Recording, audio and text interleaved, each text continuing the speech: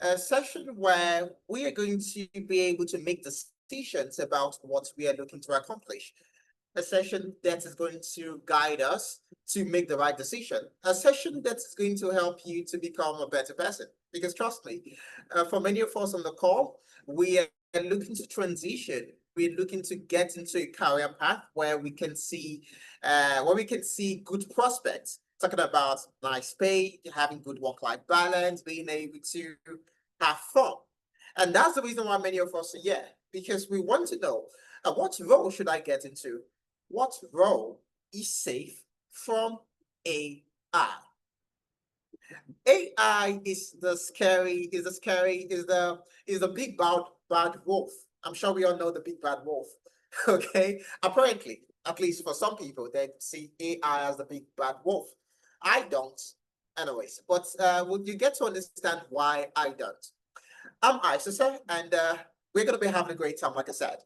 But before we go ahead, before we continue with the session, there's something that I always love to establish at the start of every one of my sessions. And what's that, you might wonder? I love to ensure that we are all on the same plane. I love to ensure that we are all on the same frequency. I love to ensure that I'm talking about something that you are there, you are listening. And how do we ensure this? We ensure this by communicating. Okay, communication. In every one of my sessions, we have to communicate. And what is communication? Or at least, what is communication to me? Now, communication is I speak, you speak, we all speak. That definition might be a tad bit different from what you know, okay? Looking at the Merriam-Webster dictionary or Oxford or whatever. But in this session, at least for the next 2 hours, communication is I speak, you speak, we all speak. That's communication. So, of course, everyone might not be able to speak, or rather, everyone shouldn't speak. So we don't have a ruckus where I should say speaking, and I speaking, everyone is speaking. We don't want that kind of situation because then we're speaking. So, what is going to be the medium of communication? The medium of communication that we're going to be using in this session is the chat box. So I would like to see your reactions. I would like to see your comments. I would like to get your feedback. I would like to get your questions. I'd like to ensure that when I speak, that you are there, you are listening, and that you've understood, or rather, that you are going to understand everything that we'll be talking about today. Just to test it out, just to ensure that we are all on the same plane. If you know you're ready to go, I want you to send ready to go to the chat box. Ready to go to the chat box. And I need responses. I need to send ready to go to the chat box. I'll tell you why I chose ready to go. I know ready to go is like it's a sentence. Why didn't I say something easy? Why didn't I say something simple? Like just click on the number 1 or something. No, I decided to go with ready to go. Okay, so if you know you're ready to go, I need you to send here. I need to send ready to go. Fantastic. I can see lots and lots from Tony, from Ademola to Emma to iPhone. Okay, I need more responses. We are over 40 on the call already. And of course, that number is going to keep growing. So I need to ensure that each and every one of us are together. I'm talking to you, Benedita. I'm talking to you, Chiwindi, to Danielle, to Desi, to Emma, to Hassan, to Ifi, to Isioba, to Kunle, to Morrissey, to Nalova, to Ololade, to Paul. Every single person. Okay, come on, come on, come on. I need to see ready to go, ready to go. Or maybe we just end the session. Would have the world record for the shortest session ever. A session that just spanned about 5 minutes. Okay. All right, fantastic. Good to know that we are good to go. But I still need more responses. I still need more responses. I don't want us to just, I've not gotten responses from like over, I need at least 20%, okay? 20%. Tony, are you good to go? Oh, thank you very much, Ify. So Ify is good to go. Thank you, Ify. Tony, are you good to go? Rosalind. All right, Rafiat, are you good to go? Okay, so Chidi is good to go as well. All right. Okay, good to know that we are good to go. So I'm going to go ahead and pull up my screen. So, of course, we can begin exploring what we have for the day. Okay, so Jobs AI will be placed in the UK, the US, Canada by 2026, and what you should do instead. Like I said, this is a very, very unique topic. Maybe unique is not the words to use, but this is a topic that many of us have been thinking about for a very long while. Is AI going to take my job? Okay. Oh, I want to learn this. I says AI going to take this job because now everyone is talking about AI and AI. Everything is AI. That's what we're going to explore. But if this is your very first time joining us, maybe you've never been in any one of our sessions. This is a tech series hosted by Tenalytics. And who is Tenalytics? Who are we? What are we? How are we? Why are we? We are a leading ed tech company, and what we do is that we make your dreams come true. Simply put, you can take a look at my screen right now, and you're going to see a lot of things. Okay, then what we've been able to accomplish. But I love to summarize all of that to make it into something that is easily understandable, and not just by you, but by everyone. What do I mean? Tenalytics is Santa. We know Santa Claus, or as it's known in some parts of the world, Father Christmas. Okay, and what does Father Christmas do? What does Santa Claus do? Santa Claus ensures that your dreams come true. So the dreams of kids. So maybe a kid wants to get a PS5. What does Santa do? Santa brings the PS5. Okay, so we make your dreams come true. And what are your dreams? You want to be able to transition. You want to be able to get a sponsorship role. You want to be able to become a data engineer. Right now, okay, it's this what you're doing at the moment. Maybe you're currently in care. You're currently working in the warehouse. You want to make that switch. We help you achieve that. So in this session, just know that Tenalytics makes your dreams come true. And we've been able to do this for over 2,855 individuals. We've made their dreams come true. And we can do this for you as well. And for me, of course, as you might have been able to tell, I'm Aisha Balaho, as you can see from the name tag at the bottom left, okay? And I'm the lead in charge of training and operations at Tenalytics. I have experience spanning from data analytics to business analysis to power platform engineering to AI, of course, which we're also going to be talking about. And I've also been able to work across organizations within across different countries I might add, from the US to Canada to Singapore, the UK, and also Nigeria. I've worked in various industries from fintech to hospitality. I've been worked with Bed Dog Hospitality in South Dakota in the US, and I've been able to train over 2,500 professionals across 4 different continents. Okay, yeah, those are the things about me, or as I love to say, the mundane things. And just in case you've never been in any of one of my sessions, I also love to mention that I'm a very good chess player as well. Okay, so I'm a very good chess player as well, and I can also read minds. I can read your mind, and I'll be doing that while we go on. But a question I would like to ask, or rather, yeah, it's a question I want to ask. But the reason I want to ask this question is because I want to understand where we're currently at in terms of our knowledge base, in terms of where our stance. Talking about everyone on the call. Now, this is the question. Do you think AI is the future? Do you think AI is the future? Responses. Come on, remember, we talked about communication. We talked about communication earlier. I said something. I said we have to communicate. It's part and parcel of this entire session. We have to communicate. So, do you think AI is the future? So I can see responses. Fantastic. So we have Ololade says, oh wait.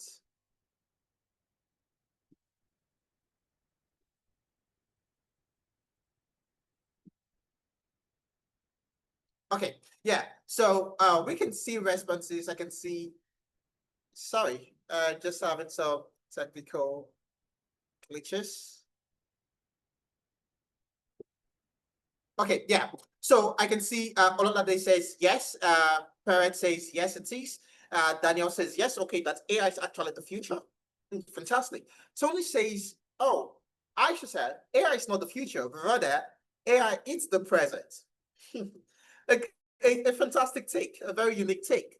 Chini says yes. Emma says it's already yeah. Ify says yes. Ada says yes. Ololade says future and the present. But Edith has a very unique opinion. She says, I think.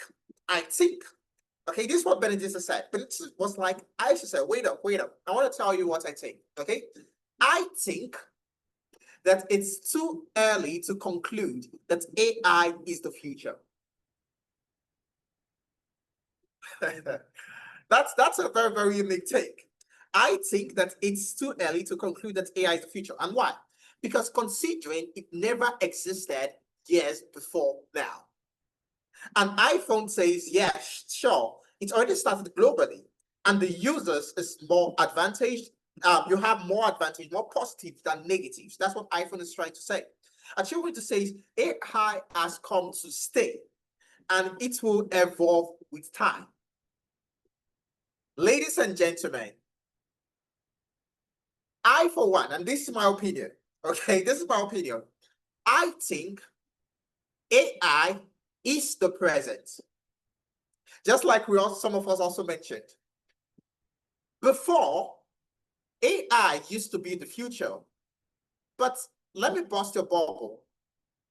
Or rather, let me give you a disclaimer, okay?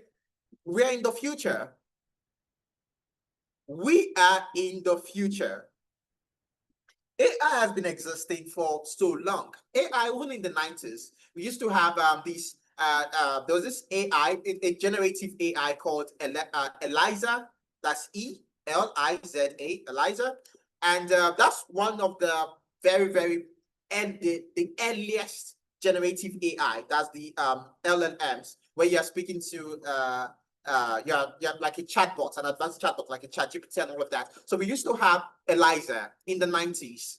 So don't think that AI just started, just that now it's more advanced than it has ever been. So what does that mean? That means that in 2010, so in 2015, when we're watching movies, do you guys know iRobot? Have you guys watched iRobot? Even though you've watched iRobot, just send a yes or something to the chat box. Do you know iRobot by Will Smith? Okay. Oh, fantastic. Okay. So we've watched iRobot. Great. Fantastic. And what did we remember from iRobot? In iRobot, apparently there's this what's it called?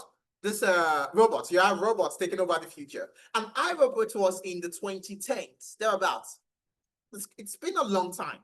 So that was the future. And now we are now in the future. Now, don't get me wrong. I'm not saying robots are going to take over. are going to take over. What I'm just saying is that we are now in the future in terms of the use of AI. Is it going to get even more advanced? Probably. Scratch that. Surely, it's going to get more advanced. But what you need to know is that we are already in the era of AI. Just the way you used to have your Iron Age, your Medieval Age, your Stone Age, we are currently in the AI age. And I'm going to explain more while we're moving. Okay, I'm going to explain more. But today's session is going to take a very, very unique approach. What do I mean? We're not just going to be dependent on my opinions. We're not just going to be listening to what ICC has to say. But rather, we are going to be backing this up with publications that other organizations have written regarding AI and regarding the impact in the job markets. Because we're not just here to learn about AI, but rather we are here to see how AI is going to influence us. Okay, how AI is going to influence our jobs. So the very first thing is looking at the McKinsey Global Institute. There's a very, very good quote that maybe not a good quote, but a very, very unique quote or a very, very interesting quote. That's the word, interesting. A very, very interesting quote by McKinsey Global Institute. I'm sure many of us know this organization. Was that by 2030, okay, by 2030, up to 30% of the US work hours could be automated. This, they were talking about the US. Okay, this was for the US. That by 2030, 2030 is just 4 years from now. And I say 4 years because I, for one, I think we're already in 2026. 2030 is just 4 years from now. It says by 2030, up to 30% of the US work hours could be automated. And there's a lot of things to back this up. The fact that now you see lots and lots of AI agents, you see lots and lots of, for example, even in customer service, you have AI chatbots. You make a call, who picks up? AI, or AI calls you. Okay, and before you had people that were serving as customer reps, but now you have organizations that have come up with new ways that where you now have AI replacing those people, that you now have AI in place of humans in those roles. So this is not something that sounds so far-fetched, but this was the very, very first quote I wanted us to take a look at. And going into something deeper, over here, what are the changes we're experiencing in AI? What we've seen is that AI is currently reshaping global labor markets, most especially with automation. A lot of things right now revolves around automations. Many organizations are looking at ways that they can automate.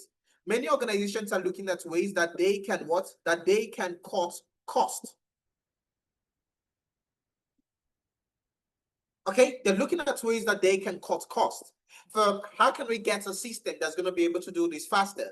How can we get someone that's going to be able to, or is there a new process that we can come up with that's going to eliminate this particular role? And we're seeing that in the UK, for example, looking at financial services and retail. There's a whole lot of adoption in terms of AI, and also US, where you now have leads in generative AI applications, and also in Canada as well. And like I said, these are not just fables. These are not just fables. Even right now, you would agree with me that you've seen several uses. You've seen AI you've seen that AI can be used in several use cases. Maybe you received a message or you saw others. Okay, let's put it this way. So in today's day and age, it's very, very difficult that you will find an application that will be built that won't have some sort of AI embedded. Years ago, there was no AI on WhatsApp, right? But now you have Meta AI, you have Copilot on Edge, you have Gemini on Google. Every application right now, every website, okay, has AI embedded. If maybe you're working with Freepik, if you are a graphic designer, you're going to see that there's AI in there. Even on Figma, I believe that Figma is also embedded AI. Everyone is using AI. And not just in applications, but also in industries. And that now takes us to the next thing, where we start exploring which jobs will be lost. Which jobs will be lost? I want you guys to tell me, what jobs do you think are going to be lost? What jobs do you think AI will replace? What jobs will AI replace?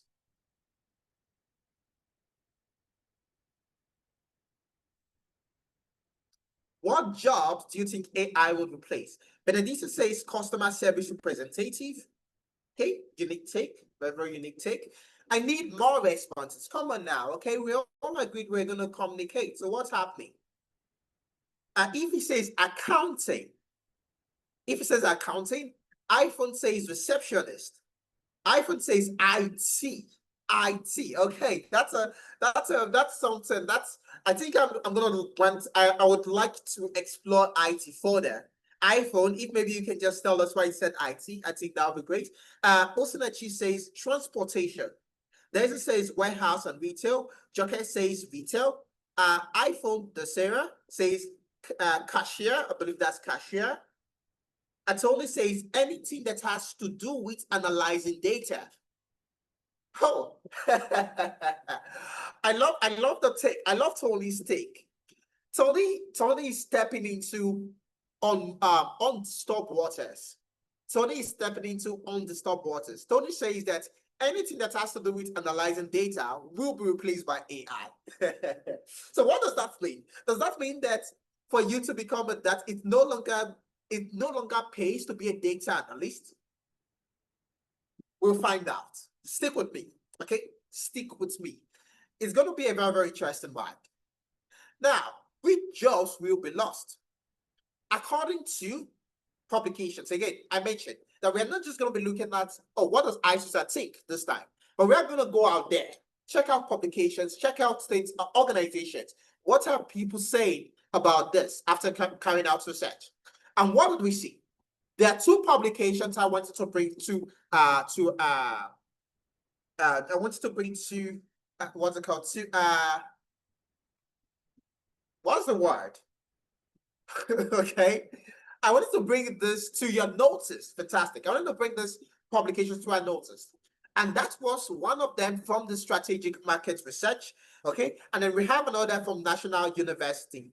This National University in the US, if I'm not mistaken. But anyways, you can click on that link to read up on the entire thing. So to get access to this slide, ensure you fill the attendance form that will be sent to the chat box by my colleague. Okay, so once you fill that up, you're going to get access to all of this. So looking at the publication from the Strategic Market Research, what are we seeing there? We can see that we have industries that are going to be heavily affected, and we have job roles that will be heavily affected. We don't have all day. Something I would have loved to do is to get this. Okay, so we don't have all day, but something I would have loved to do would be to open this up. It's a long read, and we get to read up on it together, but we don't have all day. So looking at this, what can we see? It says that there's going to be impact on retail. That's industries that will be heavily affected. Retail, we have finance, we have healthcare, we have transportation. I know someone mentioned transportation. We have customer service. Because every organization right now is using AI for customer service. Okay, it's either they're using it in a part capacity or full, or like it's in a fully automated system. Some organizations have like a half adoption, some have a full adoption. And then we have in education as well, which is something that I think is very, very interesting. And also in the legal industry. And which jobs are going to be the most vulnerable? Telemarketers, we have retail salesperson, we have cashiers. I know someone mentioned cashiers. We have data entry clerks. Stay with me. Okay, stay with me. I know right now we are already thinking, okay, data does that mean that anything that has to do with data is going to be automated? It's going to be it's going to be automated. We're going to have AI in there. Stay with me. Okay, like I said, stay with me. Who was that earlier? Trying to get the name again. I think it was Tony. Yeah, Tony said that anything that has to do with analyzing data. And I mentioned that Tony is currently trying to swim in unmuddied water, undisturbed water. Okay, waters that no one has touched. Tony said, you know what? I'm going to dive into this. I'm going to dive into this. I don't care what people say. I'm going to tell people what they don't want to what they don't want to listen to. But is that really the case? Like I said, stay with me.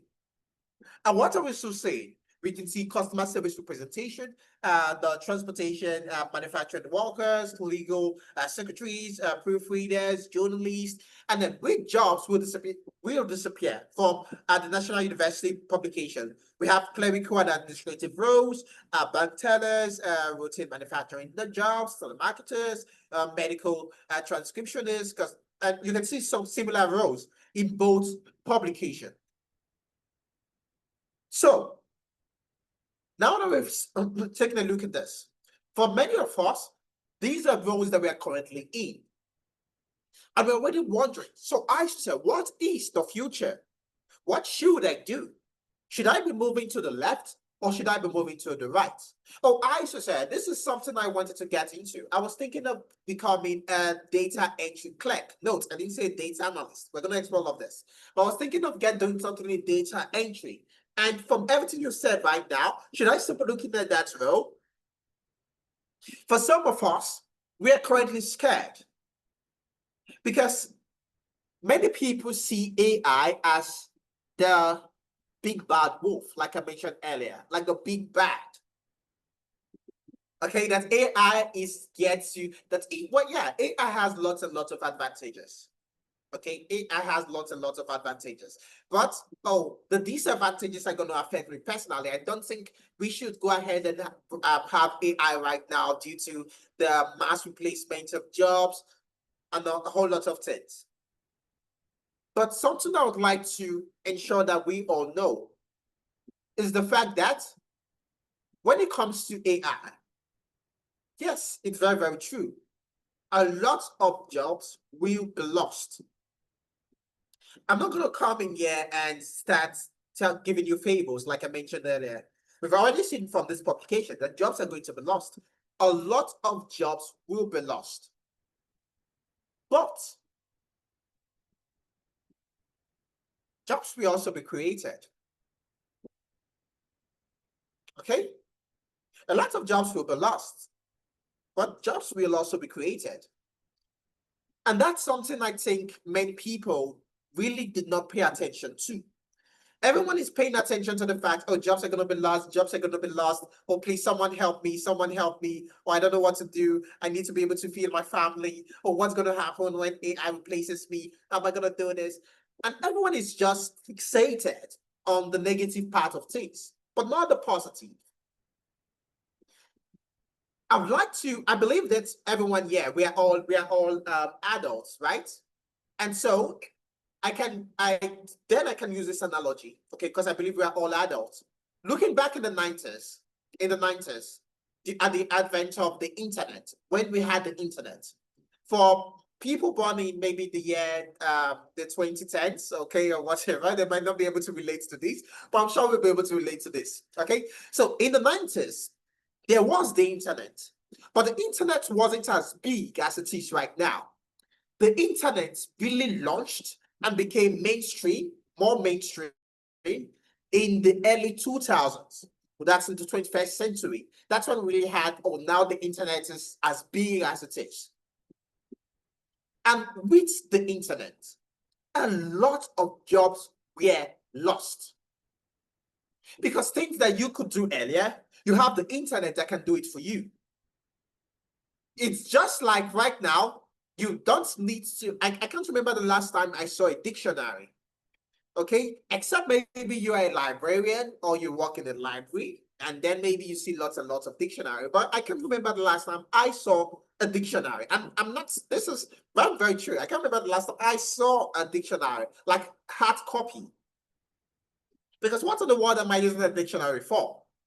Now, for the bookworms out there, please don't come for me. Okay, okay.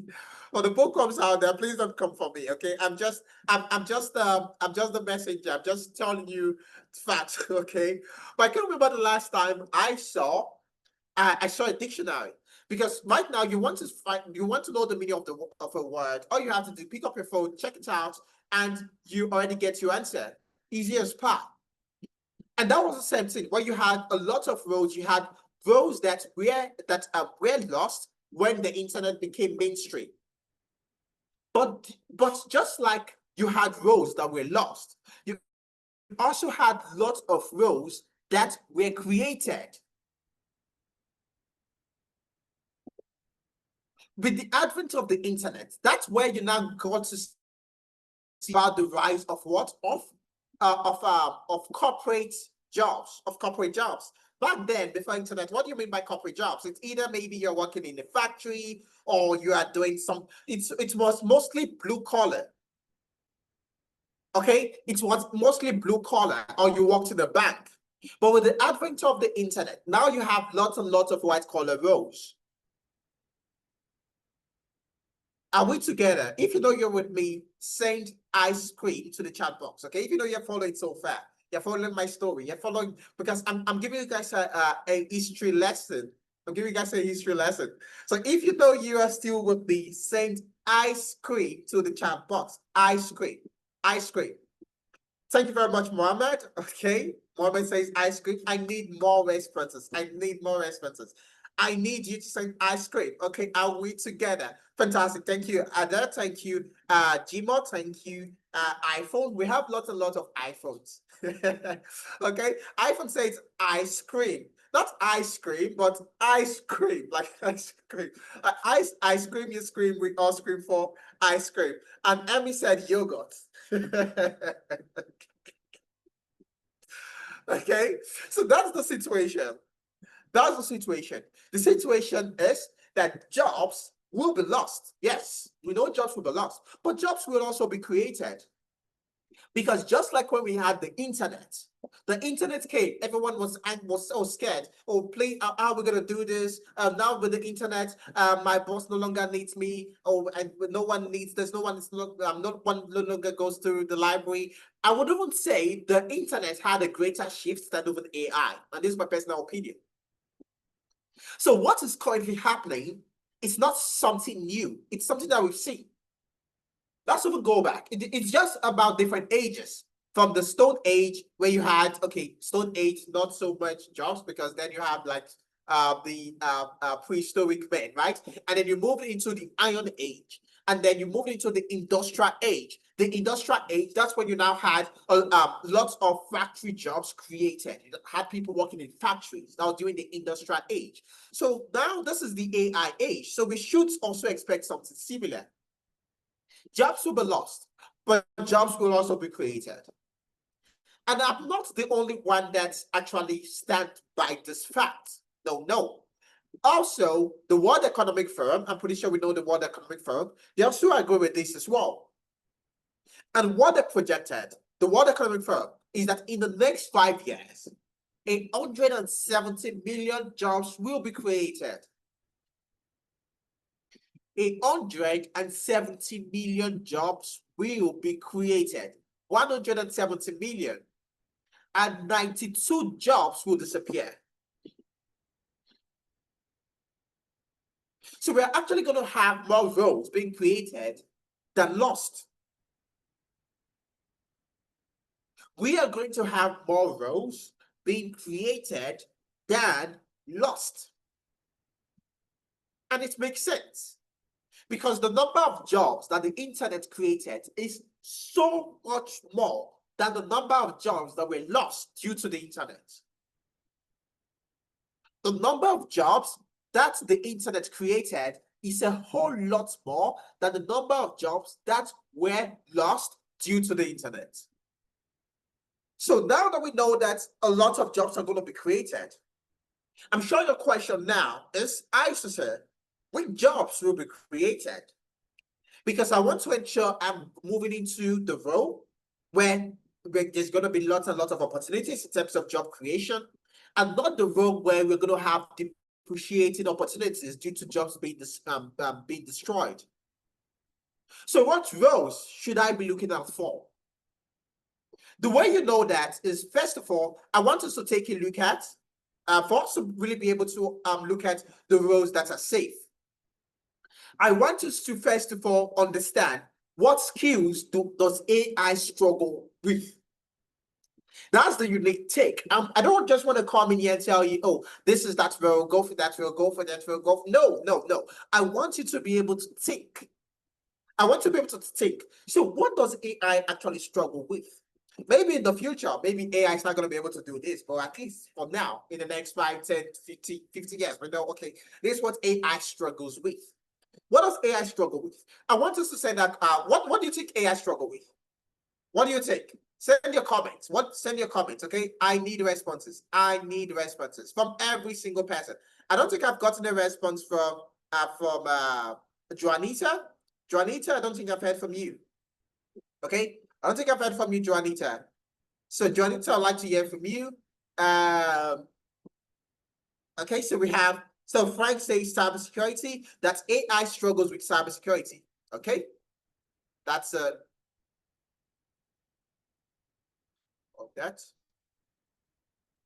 Okay, that AI struggles with cybersecurity. And then we have software engineering, we have self-checking, we have what else? What else do we have? We have, I need more responses. I need more. What do you think AI struggles with? What skills? It doesn't necessarily have to be the job. Okay, but what skills do you think AI struggles with? What skills do you think AI struggles with? So we have consciousness from Chiwendu. Ololade says detail. Okay. We have uh, one G. I hope I pronounced that correctly. Says empathy. Ada says stakeholder management. Joke says data privacy. And we have lack of emotion as well. Fantastic, good one. We have critical thinking, narrowed responses. Okay, narrowed responses, control management. Okay, fantastic. Absolutely fantastic. So we're actually right. I can see lots and lots of right answers. But the very first skill that AI struggles with is human judgment and interpretation. Human judgment and interpretation.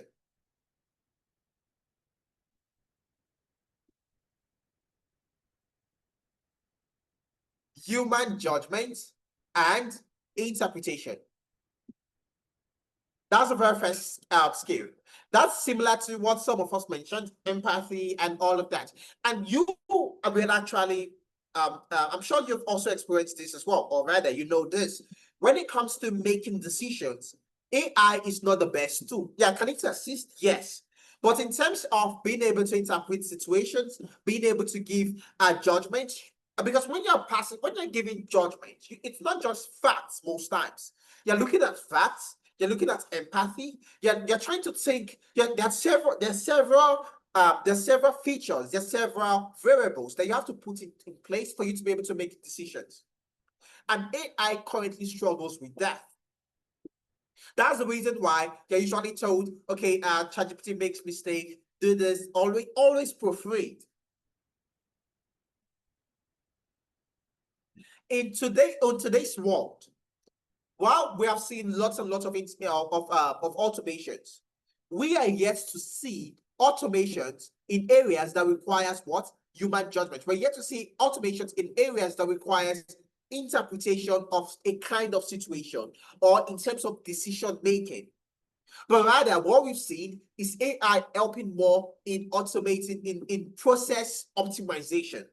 That's what we've seen. We've seen AI in process optimization, but not really in human judgment, interpretation, or whatever the case may be. Adedayo says AI still needs what? Humans to input prompts. That's a very good one as well. That's the fact that AI cannot act on its own, at least not yet. But is that really true, Adedayo? Because there are agents that can act on their own. There are AI agents that can act on their own.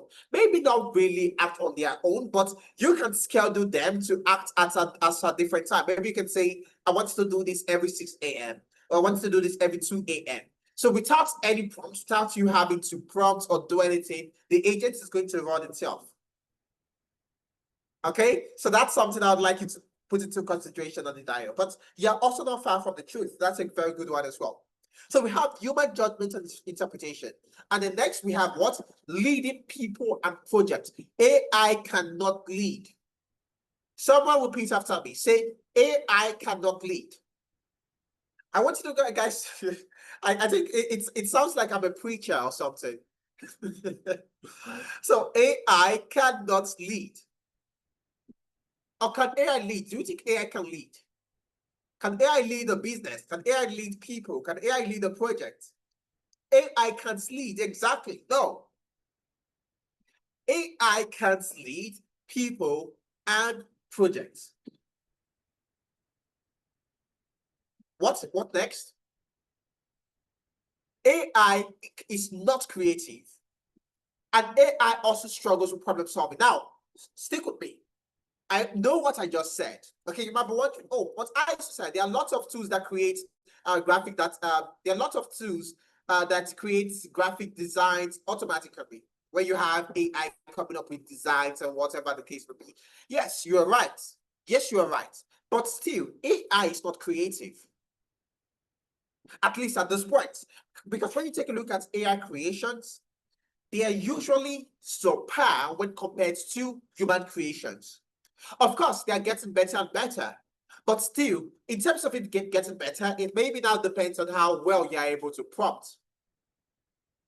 But many organizations today still depend on someone when it comes to creativity. And of course, for problem solving. AI can assist in problem solving, can tell you, I think you can do it this way, I think you can do it this way, but it still struggles. If you are if you are always on social media, you probably seen people that try to break AI, where they ask you to solve a kind of problem and then AI starts hallucinating. And what is hallucination? Hallucination is when AI is giving you a response that it believes is the truth, even when it's not. That's called hallucination. You can check it out. So AI struggles with creativity and problem solving. And also what? Ethical decision making. Keyword, ethical. Keyword is ethical. AI struggles with ethical decision making. So looking at all of this, what career path? What path would you now say, okay, you know what? I think these are the career paths I should be looking out for. Because whatever career path you want to get into, you have to ensure that it falls at least under one of these. It can fall on all of them, but at least you should have one of these features. And so the path that you should be looking out for that contains these features are your what? Your agile project management, your data analytics, your business analysis, your data science, data engineering, cybersecurity, HR analytics, and financial analytics. Stick with me. Okay, stick with me. Right now, many of us are probably already wondering, oh, I get you, I hear you, but you know what? I don't believe you.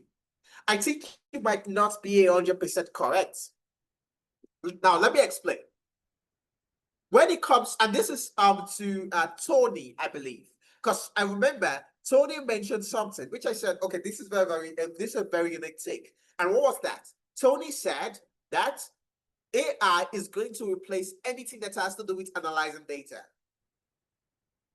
Let me tell you why that is not the case. At least now, maybe in the next 50 years, when we might start seeing some other kind of some other kind of advancements, right? But right now, let me tell you why that's not the case. First thing to note, do we have tools that can analyze data? The answer is yes. Do we have tools that can analyze data? The answer is yes.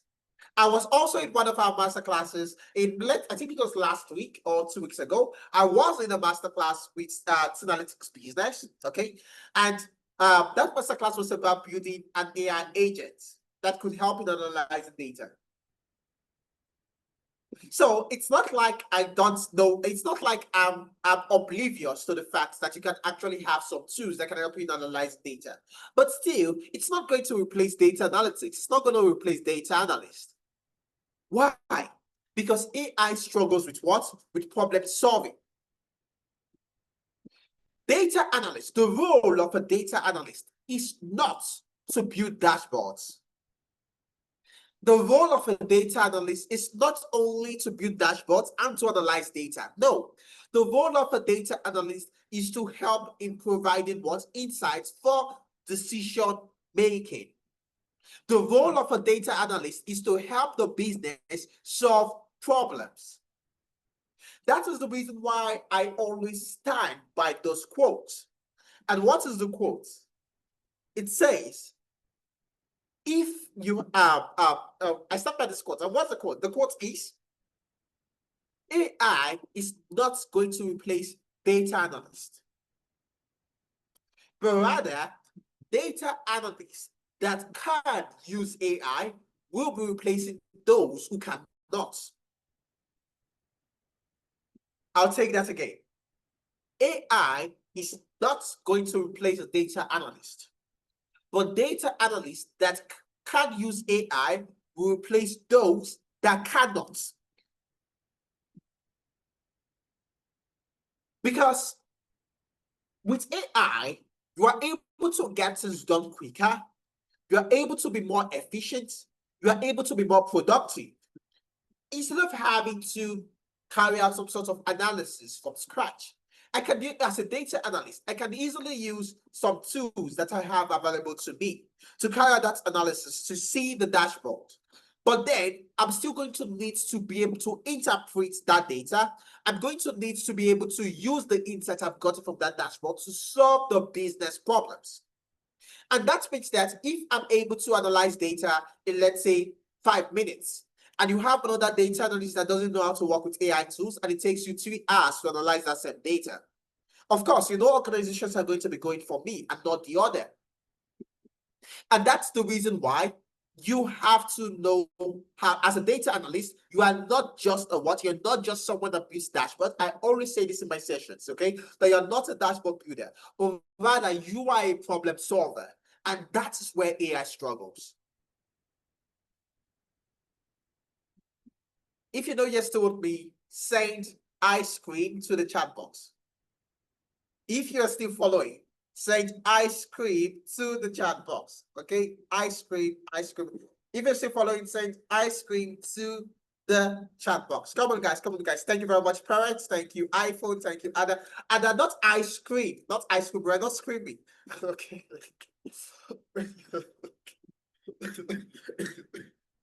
Excuse me. Okay, we are not screaming. It's ice cream. I'm talking about the snack. So ice cream, exactly. Ice cream, ice cream. Great, great one. So that's the situation. And as a data analyst, you are still very, very much in high demand. And we're going to back this up with facts. Okay. I know I've just explained why you're in high demand, but we're also going to take a look at the numbers. So stick with me. So these are the roles. But are these the only roles? No. But why am I focused on these 8 rows? Because I understand that for many of us on the call, we are looking to make a switch as quickly as possible. Many of us, we are adults, we have spouses, okay? We have spouses, we have kids. We also have our current jobs because, of course, those bills need to get paid. So that means that whatever we are learning has to be something that is easy to learn, has to be something that you can easily grasp, has to be something that you can easily transition into, and of course, has to be something that is high rewarding in terms of what? The pay. And that is where these 8 rows that is where these 8 rows, what's the word? That is where they excel in. Because looking at these 8 rows, things that you are sure of is that it is easy for you to learn, it is easy for you to transition into, and of course, the salary is high and rewarding. Let's take a look at business analysis, for instance. The business analysis, that's a skill that you can learn in 6 months. It's a skill that you can easily transition into due to the numerous opportunities available. And it's a skill that you have high rewarded salary. Right now, many of us on the call, I want you to go to, something like read.co.uk. I want you to go to read.co.uk and I want you to search for business analyst roles, for instance, or what? Or data analyst roles. Or maybe we can even do that right now. Just give me a moment. I'm going to pull up my screen. Because like I said, I'm not just here to just tell you things. I want to back things up with data. I want to back things up with data, with facts and figures. Okay, things that we can actually see and say, okay, yes, this what I say is actually the truth. Okay, now what I'm saying is actually the truth. So what are we gonna do? I'm going to, okay, I don't think you can see my screen just yet. Give me a moment, so I'll bring that up.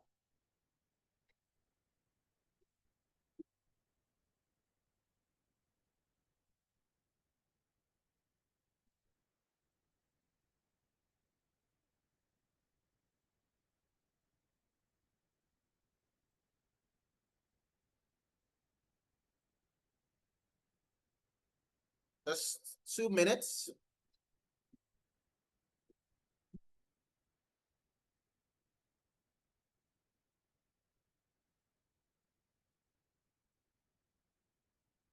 I think I'm currently having issues doing that.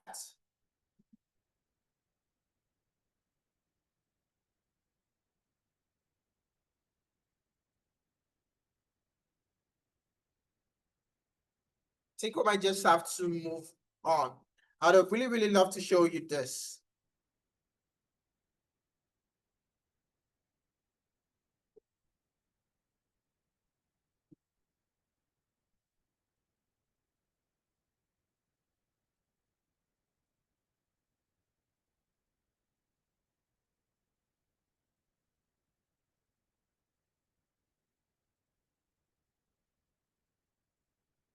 Okay, all right. So let's check out read.co.uk for instance. Okay, let's check out read.co.uk.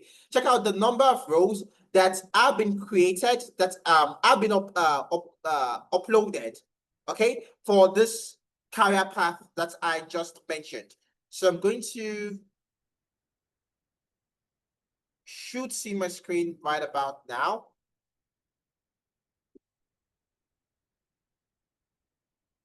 Why is this taking time? So much time.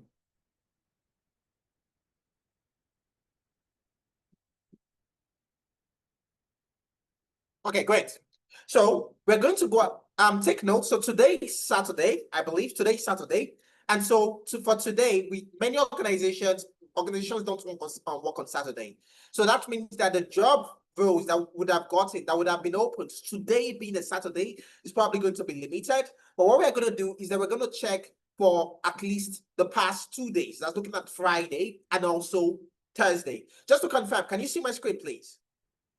And I'm currently on read.co.uk. Okay, this is for those in the UK. Okay, we're not going to be able to go through every job site, but I just want to take. Okay, fantastic. So I'm going to go ahead and say, let's search for business analyst roles, for instance. Business analyst.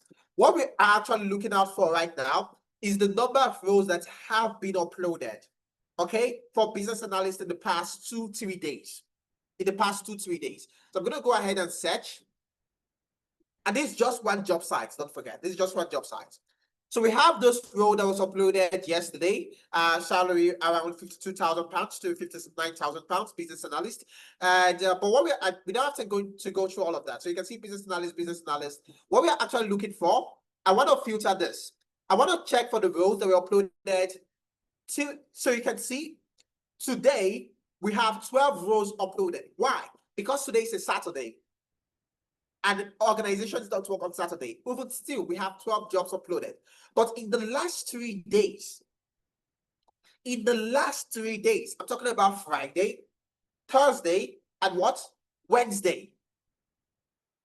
Oh, sorry, the last 3 days, we're actually looking at Wednesday. We're actually looking at Thursday, Friday, and today, because today is technically almost gone.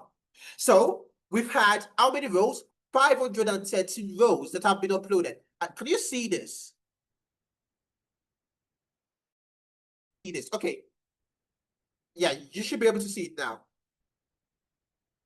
Yeah, you should be able to see it now. You can see this. It says last 3 days, 513 rows have been uploaded within the last 3 days. In the last 3 days.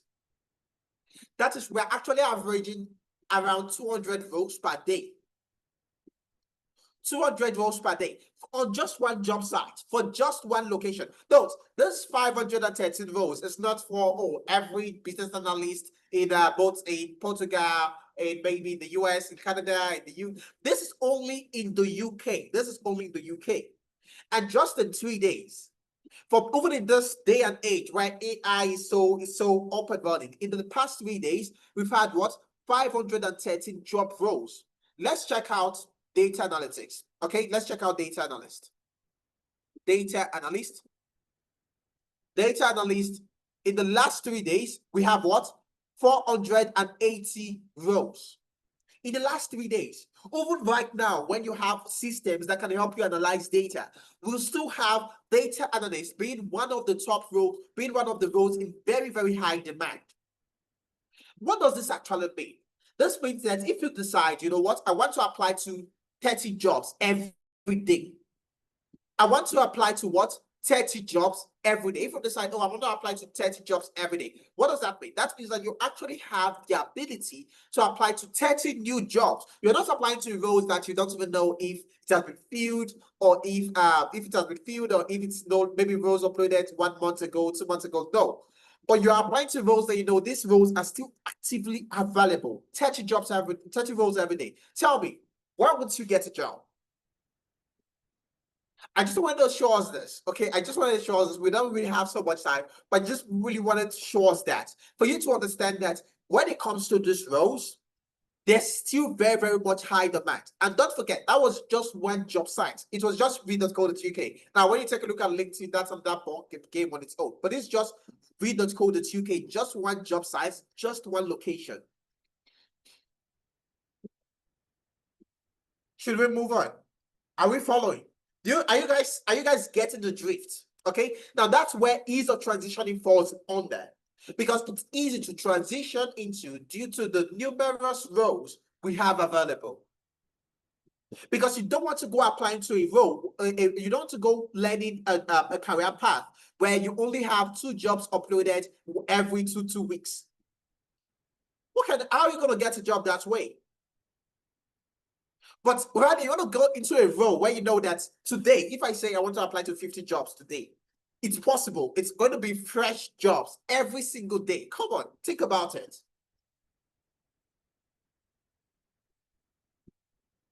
If you know you are still with me, we are still following. As always, send ice cream. Don't forget our favorite word. Send ice cream to the chat box. If you know you're still following, you're still good to go. Just send ice cream to the chat box. Fantastic, fantastic. And everything I've just said, everything I've showed you, I just went to read.co.uk to show you something real quick. And everything I've just showed, and please note, this is also the same situation for what? For other job sites like those in Canada and also those in the US. In Canada, for instance, you can check out Workopolis. Okay, Workopolis, that's a job site meant for only Canadians. So it's only just like the way read.co.uk is only UK jobs. That's the way that job site is as well for those in Canada. And you can also check this out. And just as a backup to everything I've shown you, I know they say seeing is believing, and we've believed, but I also want you to believe even more.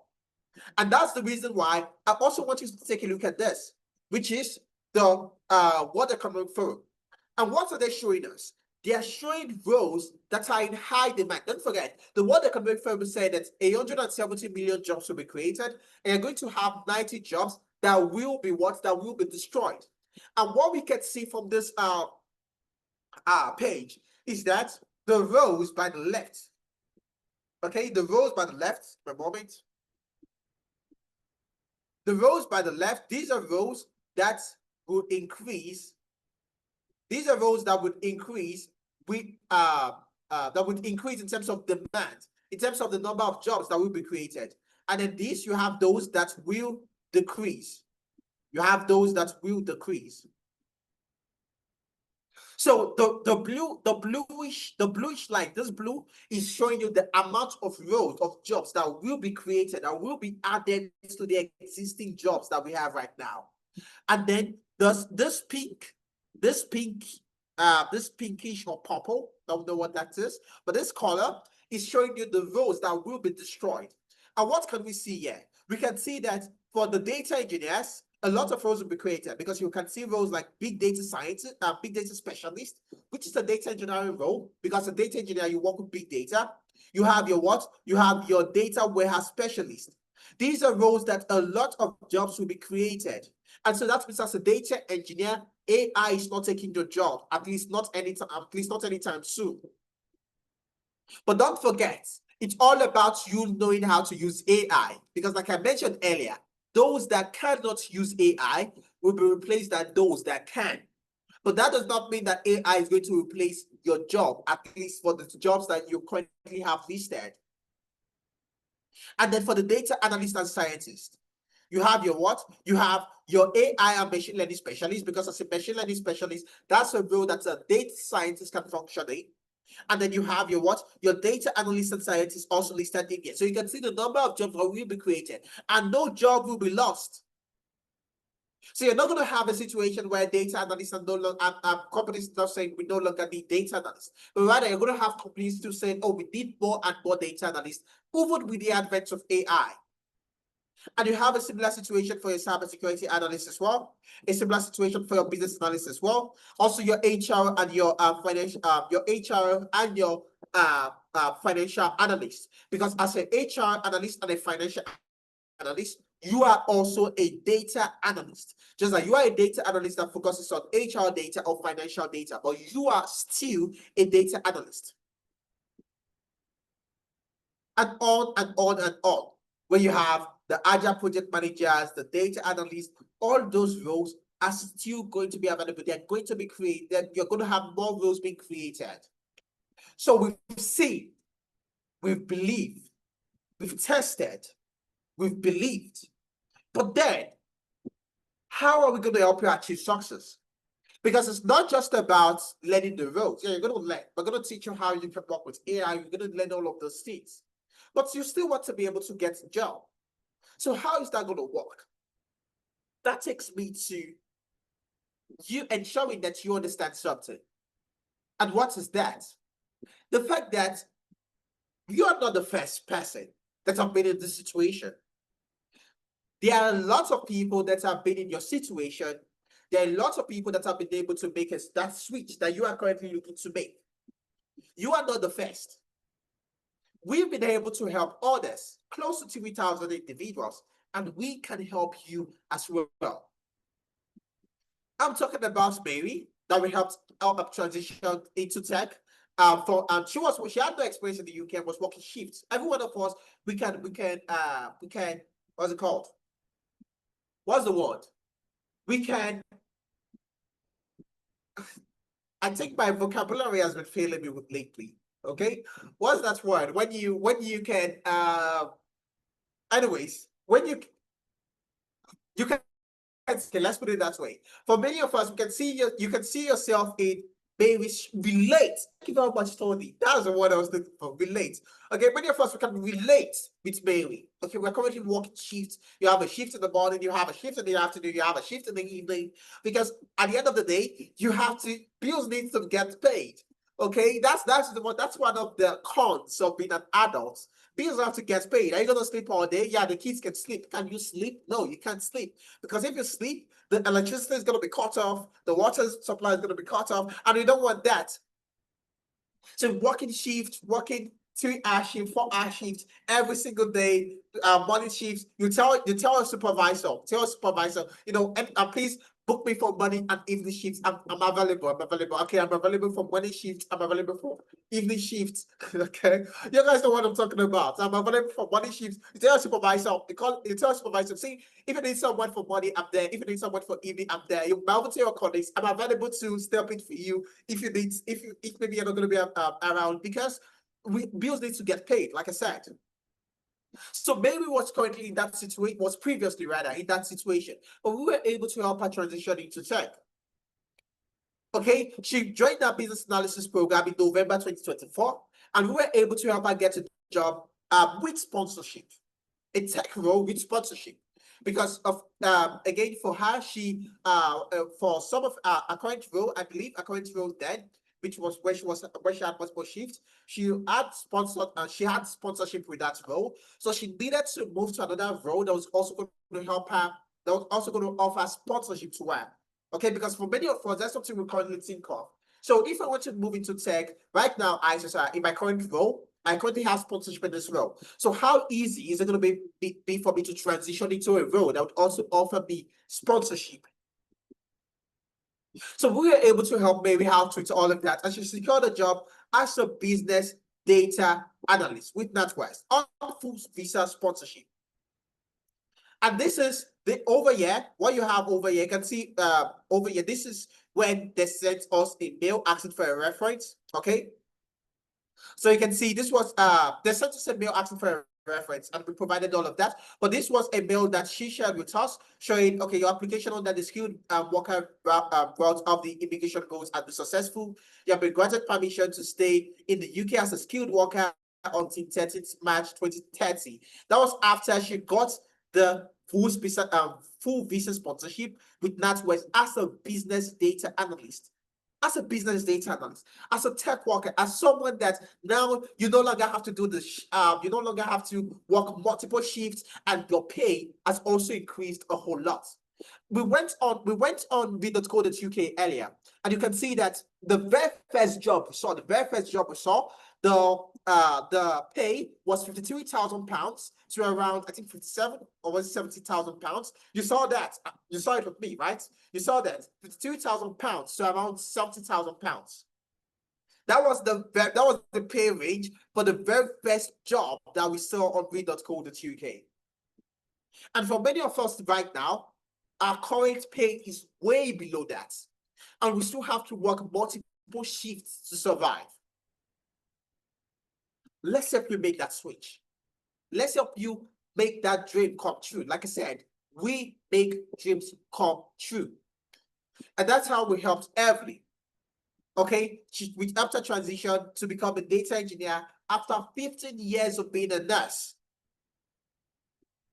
To John Doe, okay, John Doe for specific reasons. Okay, we helped him transition, okay, after being a medical doctor to a data analyst. To Tony. Tony was a pharmacist back in Nigeria.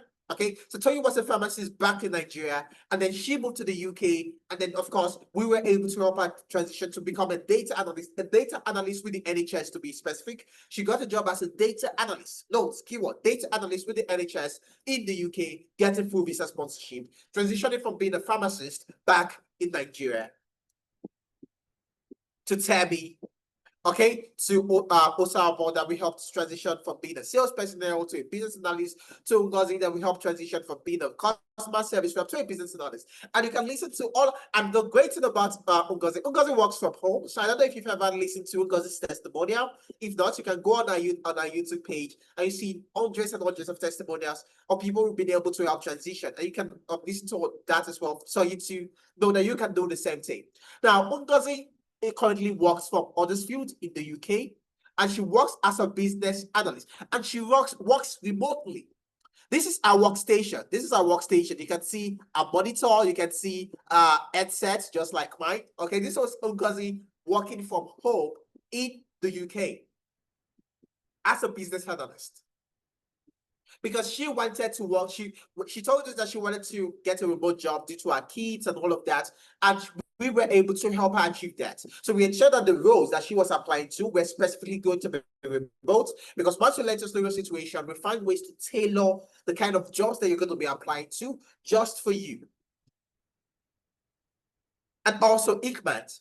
Now we helped move from being a full-time stay-at-home mom to helping her get a job as a data analyst in the UK as well. Because she went off work for a while, to take off her kids. She was then looking to get back into the workspace, and that was the reason when she reached out to us. She told, you can listen to that testimony as well. Okay, she reached out to us. She told us her situation before we eventually recommended, okay, you know what, get into data analytics, and then we were able to help her. She actually got 2 roles. Okay, Ikmat got 2 roles. The second one was the one that she went for. And that was, of course, also with full visa sponsorship as well. I can see a question. Mohammed is asking, can you please explain how exactly you can help us get full visa, get sponsored tech jobs? Exactly. I'm going to give a very, very quick snippet of what we do. Is that for many of you, this is what you do when you want to get a sponsored role. You search for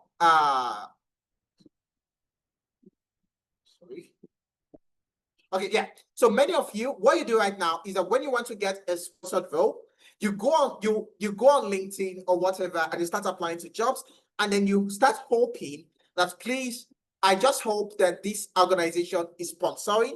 You don't know if they are sponsoring or not. You just go ahead, you apply to that organization, having the mindset that when you get to the interview, you're going to tell them, oh, I was also hoping you can offer sponsorship.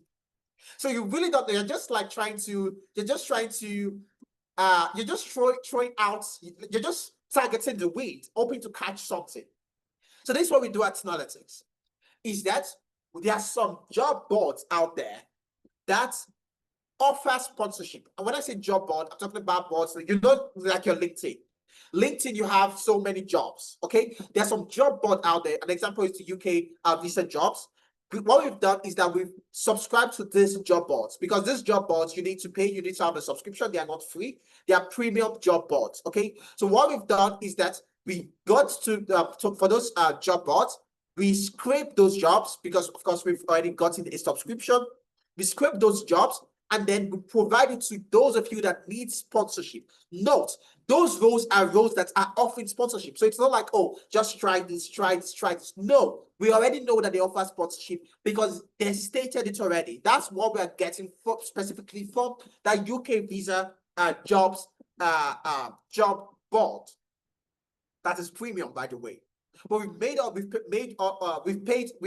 paid already, we've subscribed to that platform, so we pay all of the cost, and then we scrape the jobs and we provide it to you for those looking for sponsorship. What about for those not looking for sponsorship? For those not looking for sponsorship, we also provide you with other jobs. Okay, we have different sessions, which I'm going to get into. I'm going to get into all of this, but you also get other jobs of the jobs. If in case you're looking to work remotely, there's several things you get. You're going to get a job list. You're going to get a document that contains over 30 different job sites, places you can go to apply to jobs. Because many people only know about LinkedIn, Indeed, and maybe Glassdoor. Right here on the call, I just showed us read.co.uk. I can guarantee that many of you have never heard of read.co.uk. You've never heard of it. I can guarantee. For some of you, yeah, maybe you know of it, but many of you just never heard of it. And looking at, for example, looking at the in Canada, for instance, for Canada, you should be looking at a job site like Workopolis. Workopolis offers strictly Canadian jobs, and it also offers government roles, okay, in Canada, for those looking to work with the government. Specifically for those in Canada. I'm not saying for the entire wide world like LinkedIn, specifically for those in Canada. For the US, for instance, you can take a look at jobright.ai. Jobright.ai is a job board that posts it. There's a reason it's called .ai. Don't worry, go to the site, you see the reason why it's .ai, but it's a job board.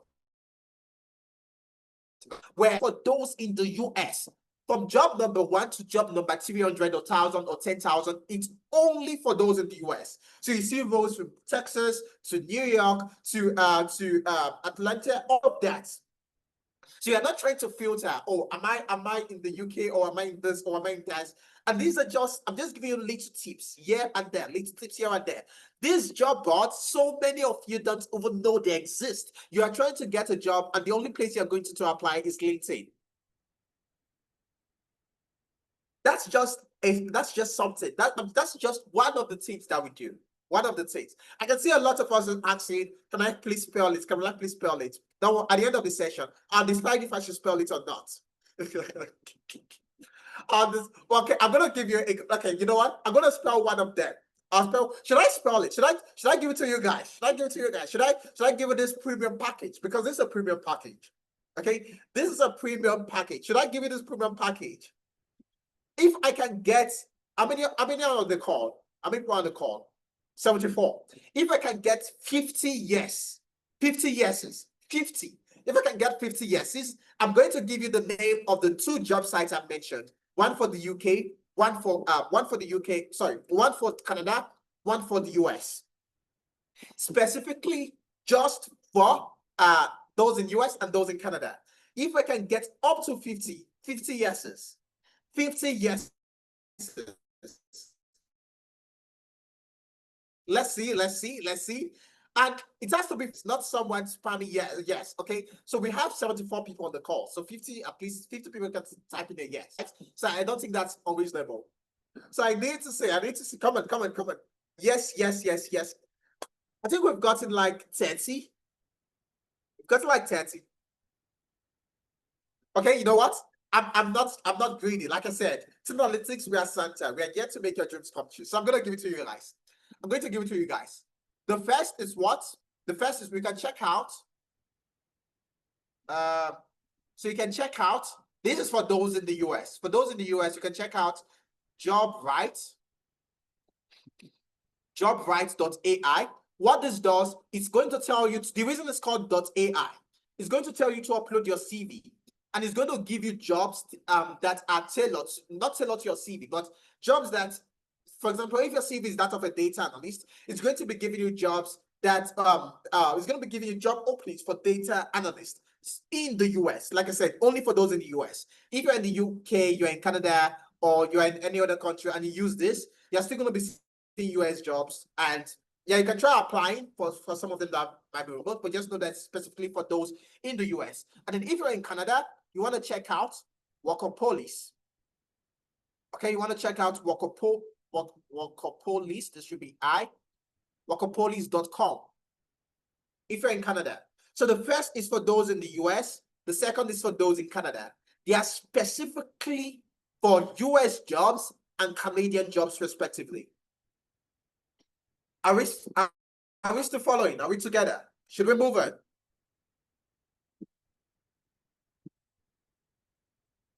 Should we move on? Are we following? Okay, I just gave you guys those two things for free. This is premium service. Excuse me. Okay, so somebody's asking the UK. Okay, that's what I showed us earlier. For the UK, that's read. So you can go to read.co.uk, read.co.uk. Okay, read.co.uk. That's for the UK. JobRight for US, Workopolis for Canada, and then read.co.uk for those in the UK. So what then do you need? Okay, so how then can you get into tech? How then can you get into tech? Easy. You have to what? You have to learn. You have to go ahead to package, and then you have to go ahead to apply for that job. So you learn the in-demand courses, which are the courses that we've listed. And then you go ahead to package yourself for having your CV revamped to ensuring that you have a great portfolio. Your LinkedIn is well optimized, having mentorship. All of these things are things that we're going to help you with. And then you have what? Application. And that's how you get that job.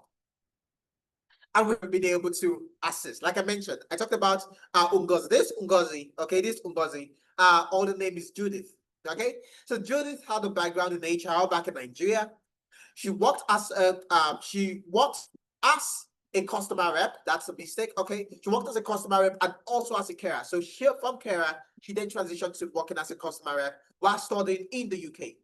And then Judith joined the Analytics Business Analysis Program, and she completed that program in March 2024. We helped her tailor her CV to that of a business analyst. She joined all our mentorship sessions, which is, of course, how we were able to package her, because you need to be packaged, okay? When we say package, what does it mean? For you to get a job, it's not just about knowing the skills. For you to get a job, you need the skills and you also need the experience. But then how do you get that experience?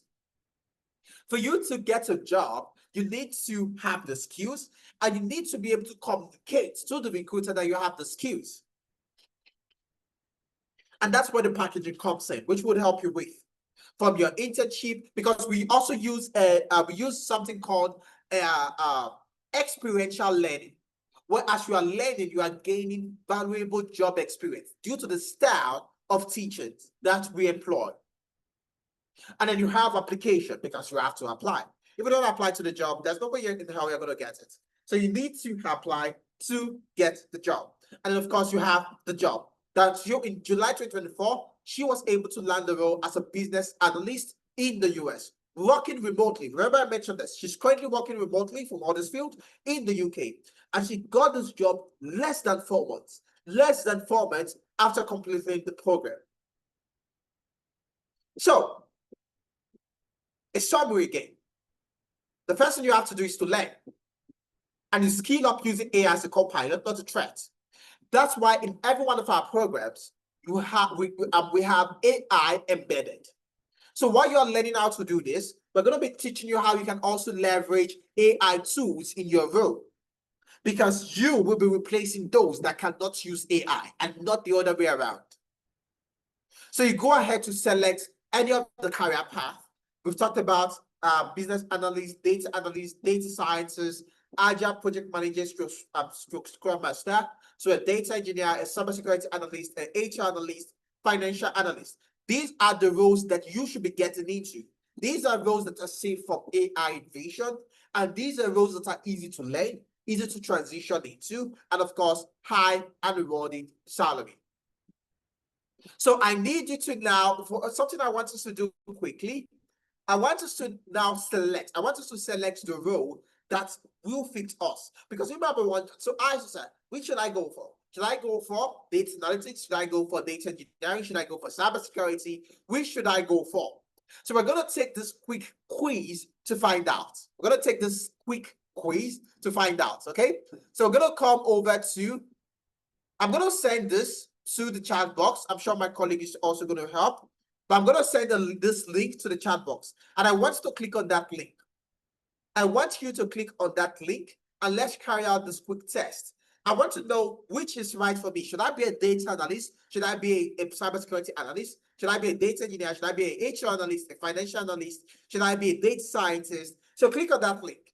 If you've clicked on that link, let me know. Okay, I want us to, let's all take a quick test so we know the career path that fits you. Have you clicked on the link? Are we good to go?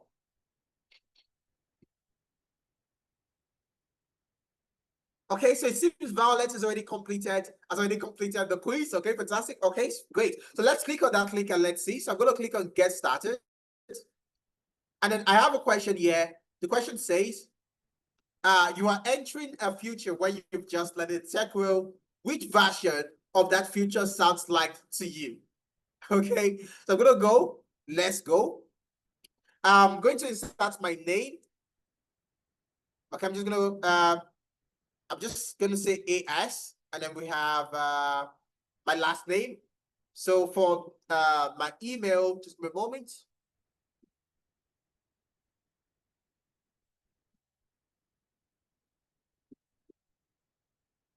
Okay, so I'm just gonna insert some random numbers.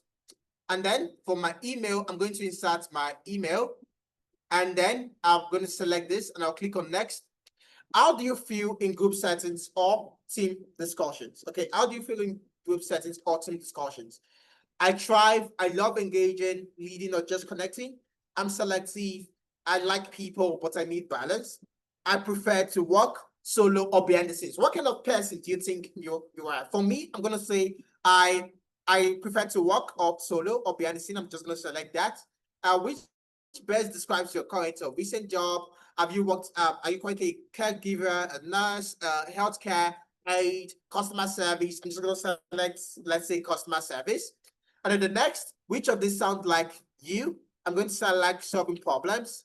And how comfortable are you with tools like Excel, Google Sheets, and numbers in general? Very, very comfortable for me. If I'm not comfortable, I'm going to say it as well. What's your take on coding? I love coding and I want to go deep into it. For me, I love coding. If you don't love coding, you select you don't love coding. I love coding. And what kind of work environment do you prefer? What kind of work environment do you prefer? I prefer strategy and decision making. I prefer security conscious, independent, technical, and data focused work. I'm going to say independent, technical, and data focused work. What's the most important to you right now? Job security in the long run, land a high paid role ASAP. I'm going to select land a high paid role, tech role ASAP. I'll click on next. And then what kind of impact do you want to make? I'm going to say driving data insights. That's what I'm going to select. And select all that apply. That's why would narrow it down for you. I'm just going to select financial analytics. So any of them is fine. And I'll click on tap here to see what it got. Okay, fantastic. So it says that I should what? I should become a data scientist. What did you get? I want to know, what did we get? I only got 2 responses. It's data, oh, Violet, I want to take the quiz again now and tell me, what did you get? For me, it said data science. I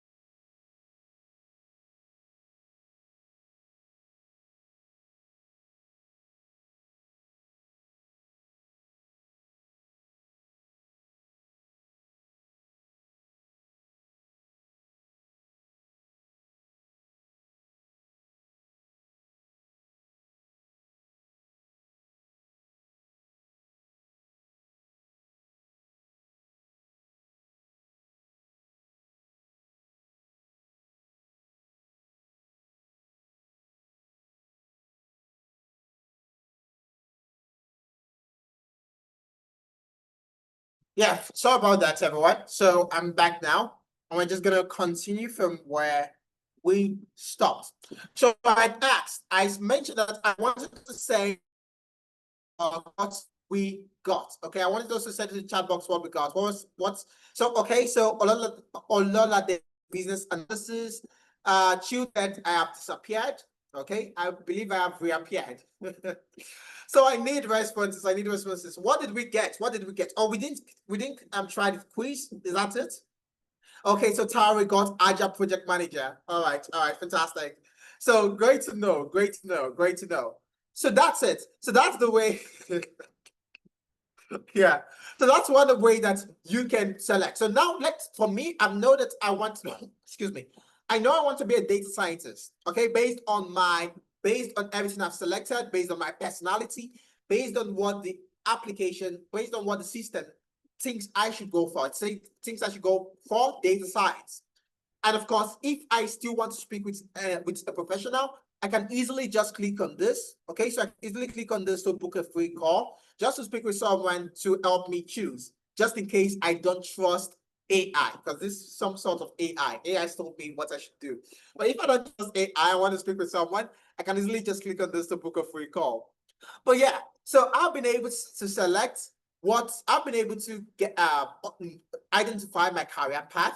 The next thing now is I now need to know what do I have to learn? What do I have to learn? What do I need to know? If you select a business analyst, what does it mean to be a business analyst? A business analyst is a professional that helps an organization. Okay, I don't think I'm spotlighted. Just gonna fix that. Okay, yeah. So a business analyst is a professional that helps an organization optimize their processes. A business analyst is that professional that helps a company go from where they are to where they want to be. A business analyst is that professional that makes things run smoothly in an organization. A business analyst helps that organizational processes make sense. The business analyst is the middleman between the technical stakeholders and the non-technical stakeholders that ensures that projects, processes go the way they should. And for you to be a business analyst, what do you learn? What do you need to know? You need to know how to work with tools such as your Excel, your Power BI, and your SQL. And the reason for this is because we've noticed that many recruiters nowadays, they want business analysts that have some flavor of data analytics. Not that you should be a data analyst, but rather you should just have some flavor of data analytics to be able to function in roles known as business data analyst. And that's the reason why you've learned Excel, Power BI, and SQL. Although not in depth as what the data analyst will do, but you're just going to know how to carry out some analysis using these tools. And then you go into the business analysis in proper, talking about your process mapping, your project initiation planning, your Agile and Scrum for projects, to your SDLC, your requirement fundamentals, elicitation, your stakeholder analysis and engagement, ChatGPT for business analysis. Don't forget, we are talking about AI. We've been talking about AI. So it's very, very important you know how to leverage AI. And that's the reason why you get to learn AI for business analysis. And then you have the Agile project management. An Agile project manager is the one that leads a project. An Agile project manager is a professional that ensures that a project is delivered as at when due, and that project what it's supposed to deliver on. A project manager is also called, or in this case, an Agile project manager is also known as a servant leader, because an Agile project manager leads the project, but also serves the team members. You are not leading the people, but rather you are leading the project. You are ensuring that the project is delivered upon. An Agile project manager is also the current thing. It's also the modern project management. Unlike your traditional project management, which was talking about your waterfall, Agile, you're able to get things done a whole lot faster. You're able to get things done in record time. You are able to you are able to, let's picture this. It's because of Agile that you have organizations having multiple versions of applications, where you have things like version 1, version 2, version 2.0, version 2.0. Because in Agile, you don't have to wait for an application to be fully worked on, for an application to be fully completed before launching. You launch, you work on a certain part of the application, usually in sprints. You work on that bit, you launch, you get feedback, you iterate, you improve. So with Agile, we are able to deliver on applications, on projects a whole lot faster in record time. It's flexible, it's adaptable. That's the reason why organizations are now tilting towards Agile project management and not just your traditional project management. And for you to be an Agile project manager, the tools that you work with, that you need to know how to work with, your Confluence, your Jira, your Trello, your Asana is also part of it as well. And for the next career path, data engineer. As a data engineer, what do you need to learn to become a data engineer? You need to know how to work with your SQL, your Python, your Linux, your PySpark, Airflow for orchestration, because as a data engineer, what you do, you help provide the data that the organization needs, helping build pipelines that gets the data from wherever the data is located and pushes it to a database. The data scientist is a professional that helps the organization analyze data, but analyzes data in 3 different realms, I would say. From diagnostic analytics to descriptive analytics to what predictive analytics. Being able to tell the organization that this is what's going to happen in the next 3 years, and the next 4 years, and the next 5 years. And for you to be a data scientist, you need to learn machine learning, statistics, forecasting, your Python, very, very important, your SQL, your Tableau as well. Then you have data analytics. To be a data analyst, you need to know how to solve problems, very, very important. Problem solving, number 1. Remember, I mentioned, as a data analyst, you're not just building dashboards, you're actually solving problems for the organization. So if you don't know how to solve problems, then you are not a data analyst, but you are a dashboard builder. So you need to know how to solve problems, working with problem solving methodologies such as the 5 whys, the McKinsey approach, the decision tree, the CRISP-DM framework, the root cause analysis, all of that. Those are the actual problem solving methodologies that you need to know how to work with. And then you have your Excel, your SQL, your Power BI, Tableau. You need to know how to tell story using data, Microsoft Fabric for analytics, and of course, your ChatGPT for analytics. And also, you also have the financial analyst and the HR analyst. The financial analyst and the HR analyst are both data analysts, but you are a data analyst that focuses on either financial data or HR data, helping the organization make great financial decisions or helping the organization make great HR or people-related decisions. That's the reason why you also get to learn how to work with tools such as your problem solving, very, very important because you're a data analyst, your Excel, Power BI, SQL, and then for the financial analyst, you then start moving into the realm of finance, talking about your accounting fundamentals, your financial analysis, financial modeling, your valuation, your sensitivity and scenario analysis. And for the HR analyst, you move into HR KPIs and performance evaluation. You have absenteeism and attrition metrics, compensation and pay equity analysis, collaboration and recruitment tracking automation. You get to learn how to work with HRMs and of course your ChatGPT for analytics as well. And then for cybersecurity. For cybersecurity, we already know what a cybersecurity analyst does. I don't think I need to explain so much that. You help protect the organization from external threats. And areas of cybersecurity you're going to be focusing on. We're going to be focusing on your SOC analysis, which are the defenders, your threat intelligence, your pen testing, and your GRC. That means when you're done with the program, you'll be able to work either as a SOC analyst, as a pen tester, or as a GRC specialist as well. with tools like your Wireshark, your Metasploit, your Kali Linux, your Wazoo, that's your SIM2, your Splunk, and all of that. And what's the timeline for the program? The program is for 8 months. You get to learn for 6 months, 6 months of learning with Analytics, and then you get to have 2 months of internship with Amdaring. You learn for 6 months with Analytics, and then you intern for another 2 months with Amdaring. Okay, and then you have your live classes. Your live classes are on Saturdays. Morning, you have the morning session for those in UK, Europe, and parts of Africa as well, from 11 a.m. to 2 p.m. West African time, or 11 a.m. to 2 p.m. UK time. And then for those in the evening, that's for those in North America, maybe in North America, in the US, or in Canada, you get to have classes from 10 a.m. to 1 p.m. Mountain Standard Time.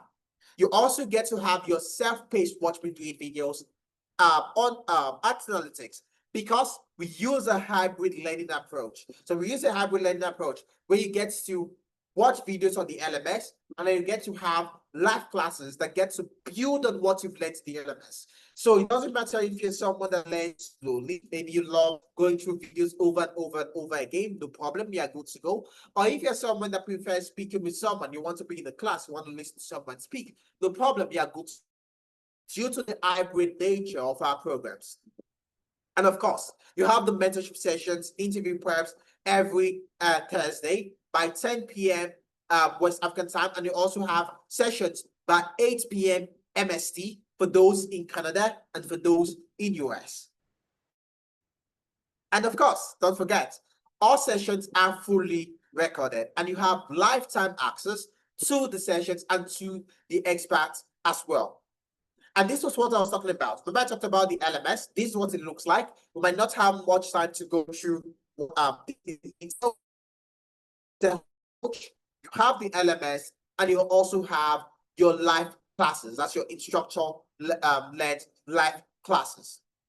And these are the different salary ranges. That's median salary for each and every one of the career paths that we've listed earlier.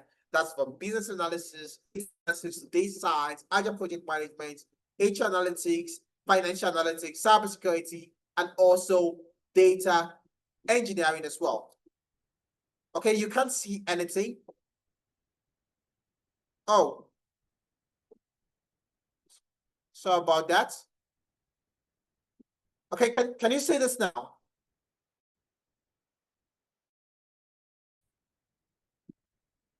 I believe you can see it now. Thank you for bringing my attention to that. Okay, sincere apologies. And I've been talking about a lot of things so far, and no one mentioned that. Thank you very much for bringing that to my attention. So, yeah, I was talking about the career paths, the different, sorry, not the career path, but rather the salary ranges, the different careers from business analysis to agile project management to data analytics, HR analytics, data science, financial analytics, cybersecurity, and also data engineering as well. All of this is then moves you to the next, which is now packaging, because we've been talking about learning. The next thing is that you have to be able to package yourself, and we help you with that's competence over credentials.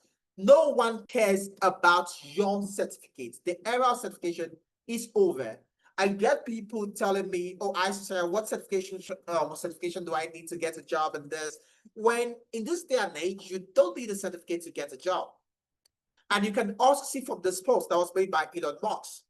Elon Musk said, posted on X, formerly known as Twitter. He posted a job out of X saying that if you're a hardcore software engineer and you want to build the Everything app, please join us by sending your best work to what? code@x.com. We don't care about where you went to school or whether you went to school or what big name company you worked at. Just show us your code.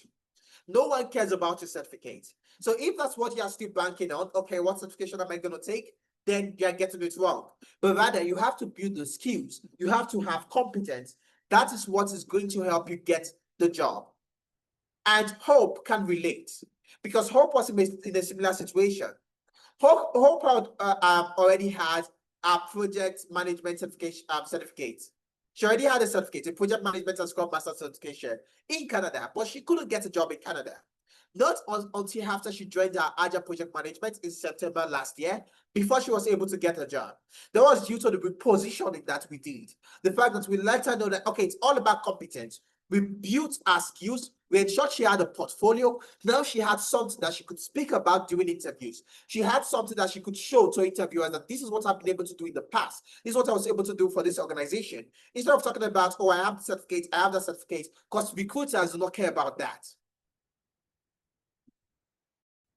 What we will do for you as well would help you build your portfolio, would help you package yourself with a CV review, LinkedIn optimization, navigating the job market sessions, prepping you for interviews, providing with job references, on the job support, you have mentorship, also prepping you for if you're interested in freelancing, or helping you navigate through the Upwork optimization freelancer. All of these things are what would help you get a job and not just the certificates.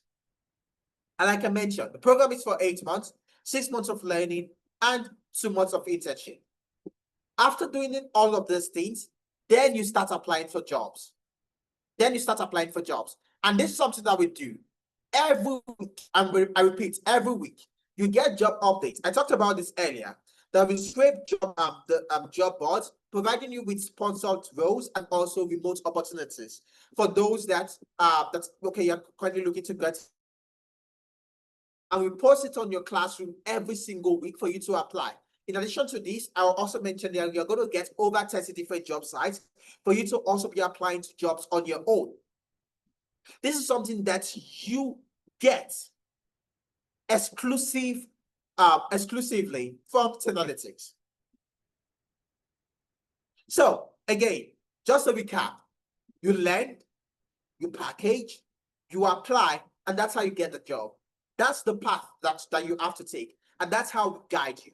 We teach you the skills, we help you package, okay, and then we help you in application by tailoring your CV and providing you with different valid job posts that you can just click on, upload your CV, and you're good to go. And yeah, I already mentioned this, but there are so many people that we've been able to help, over 2,000 individuals. But we don't really have the time to go through each and every one of this. If we could, we would, but we don't.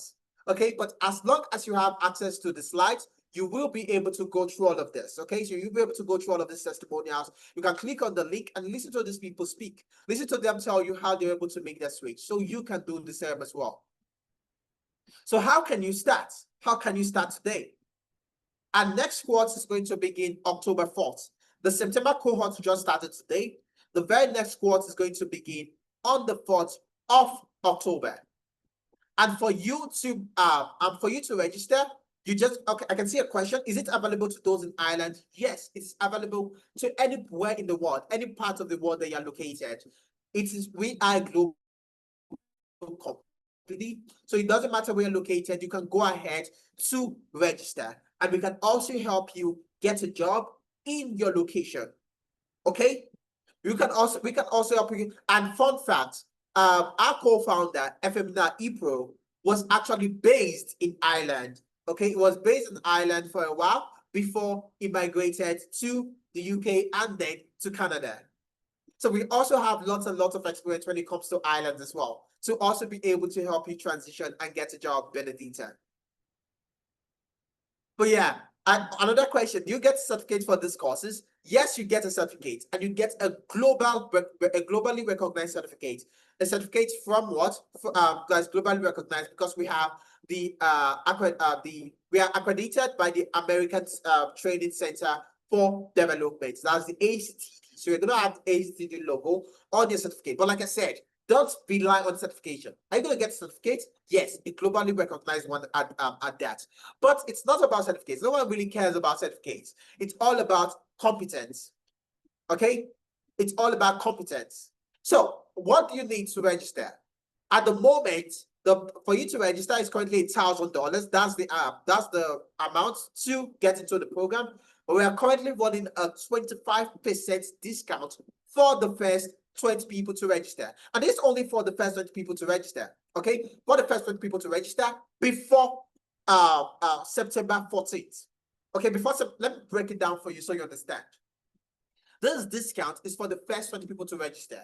So if we have 20 people register before this date, you can see over here, before this date, before September 14th, this discount is going to be over. And then the next discount is going to fall under 20%. That's the standard discount. Right now, we're currently at the early bird discount for the first 20 people to register. But if 20 people don't register before September 14th, then the discount is going to go till September 14th. That's the early bird discount where you get 25% off and you end up paying $750. Okay, but after that, you're going to have the 20% discount, which is the standard discount between September 15th to September 29th. And then the final discount, which is that for those that will pay late, that's late registration, where you then get 15% off. So if I were you, I want to go ahead to make payments right now because, like I said, the 25% discount is only for the first 20 people to register. Once we hit that bench, we are going to go down to 20%. So how can you make payments? All you need to do, you click on the link. My colleague has just provided the link. So you click on that link and it's going to bring you over to this website. It's going to bring you over here. So this is the Analytics website. It's going to bring you over here and you can see what we can do. You can go ahead to make payments. Once you scroll down, you're going to see all of the different courses. So let's say I want to register for what? For full stack data science. So if you have data analytics, business analysis, or maybe I want to register for HR analytics. Let's say I want to register for the HR analytics. I'm going to come over here and I'll click on buy now. So I click on buy now and then it brings me here. So I can get to read up on the course. I can see the course description, the curriculum, the instructors, the opportunities, the reviews. And over here, the instruction, I can see what I'm going to be learning on the LMS. Okay, introduction to HR analytics, Excel to analytics. I can see all the videos I'm going to be watching. Remember, I mentioned we use the hybrid approach. So you can see week 2, week 3, week 6, week 7, week 8, everything that you're going to learn: SQL, Power BI, Excel, problem solving, HR analytics fundamentals. And then you have moving to your key metrics and analytical areas in HR analytics. Then your key metrics and analytical areas in HR analytics part 2. All of this, and then you can click on enroll now. So you can either scroll down and click on enroll now at the bottom, or you can go to the top. Okay, over here at the top, you can go to the top and click on enroll now instead. Just give me a moment. Okay, sorry, just 2 minutes.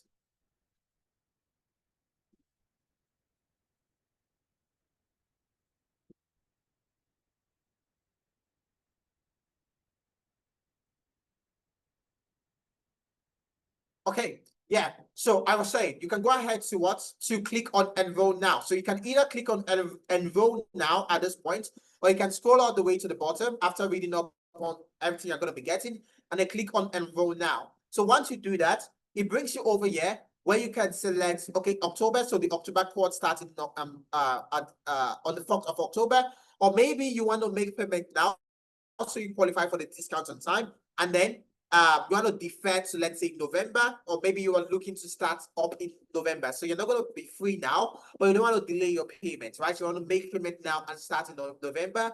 You can select the November cohort. Okay, you can select the November cohort. Or if you want to start in October, that's October 4th, you can select the October cohort. And over here, you have your payment plan. So you can pay up to 4 monthly installments. So the payment right now, you have $712. Okay, you have $712 that you get to pay using the discount. The discount that's currently running. So what you're going to see here is that you can make a one-time payment. So if you make a one-time payment, you get an extra $30, not 30, more than $30. You get an extra $38 taken off the payment. Remember, let's break it down again. I'm going to write in here. So what's the payment? What's the fee? What's the fee for the program? It's what? $1,000. It's $1,000. Now, right now, we have a 25% discount a 25% discount running. So if you get to register now and you're part of the first 20 people to register, they're going to get 25% off. And so you're going to end up paying $750 instead. Now, if you decide, you know what, I said, I want to make a one-time payment. I don't want to break this down. I want you to go ahead and pay at once and forget about it. If that's you, you're going to get an extra $38 taken off. And so you end up paying $712 instead. Okay, you end up paying $712 instead. You get that option if you are looking to make a one-time payment or 2 monthly installments. So if you make one-time payment or you break it down into 2 monthly installments, the total you'll be paying will be $712. So you get an extra $38 taken off in addition to the extra 25%. Remember, I said we're Santa, okay? So you can see lots and lots of these discounts. But if you want to monthly installments, or you want to pay 4 monthly installments or 5 monthly installments, that's fine. So you can pay 5 monthly installments where you get to pay $150 each every month. And then at the end of the payment, you get to pay $750. So you can break it down. You can pay five times, $850 each, or you can pay 4 times, you can pay 3 times, you can pay 2 times, or you can go ahead to pay instantly. So once you select the payment you want to go for, let's say I want to make full payment, I then click on apply discount. Okay, so I click on apply discount and I have applying discount. It's applying the discount. And then over here, the next thing I'll do is I get to, it shows me my, so for some of you want to click on apply discount. If you don't already have an account with Analytics, they're going to prompt you to create an account, okay? So you create an account, it's going to send you an OTP. Once you create an account, it's going to bring you over here. And then you get to see your name, you get to see everything, you know, your information, and then you get to make payments. Now, take note of your current, this is going to take note of your, this is going to take note of your location. So if maybe if you are in Nigeria, for instance, this is going to be in Naira, or actually you're going to see the Naira equivalent. If you're in the UK, this is going to be in pounds. You can see it's currently in dollars for me. If you are in, maybe you are in anywhere you are, okay, so it's going to take note of your location, and it's going to take note of the currency that will be easier for you to pay with. So you don't need to stress. You're going to be able to make payments in wherever your location, okay, and also for those in Canada as well. So you get to pay in card. So it's going to do the computation, and then you get to make payments. And then once you select that, you're going to click on I confirm my information is correct. And you can go ahead to read terms and conditions. Click on I have read terms and conditions. I confirm my information is correct. And then you click on pay now. And with that, you get to make payments. Okay, with that, you get to make payments. So that's how you go about it. So please ensure that you make payments as soon as possible, because like I said, the discount is only for the first 20 people to register. Once we hit that benchmark, it's going to go down to what, 20%, no longer 25%. So ensure you get that done quickly as possible and get into the program. So I'm going to take questions. I don't know if we have questions. Maybe we'll have one, I can take 1 or 2 questions, and then we'll call it a day. So if you have questions for me, you can just send your questions to the chat box, and I'll take your questions.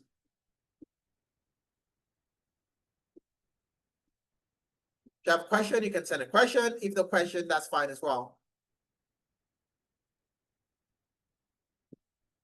Okay, I hope, it seems we don't have any question.